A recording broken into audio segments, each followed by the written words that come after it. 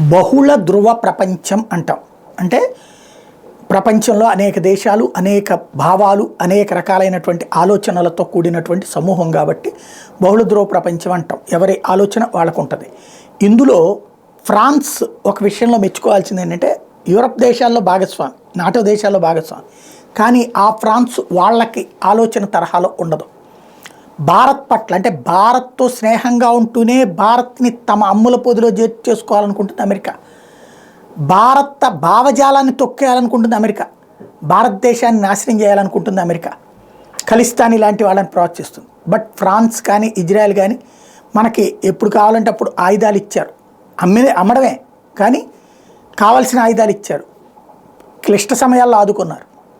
America యుద్ధ విమానాల గురించి రకరకాల నాటకాలు ఆడుతూ వచ్చింది. అమెరికా రష్యాలు ఇద్దరు వాళ్ళ ఆయుధాలు అమ్ముకోవడానికి ఒకళ్ళకొకళ్ళు ఇద్దరు కలిసి భారత్ మీద ప్రెషర్ చేస్తూ వచ్చారు. అందుకని 85 నుంచి మనం ఏ ఆయుధం కొనకుండా కూర్చున్నాం. అదే ఫ్రాన్స్ రఫేల్ అలా ఆర్డర్ ఇచ్చాం, ఇలా వచ్చేసింది. అందుకని ఫ్రాన్స్ అధ్యక్షుడిని మేక్రాన్ని రేపు భారత రిపబ్లిక్ డేకి పిలిచాం. భారత రిపబ్లిక్ డే రోజున ఆయన మన గెస్ట్గా రాబోతున్నారు.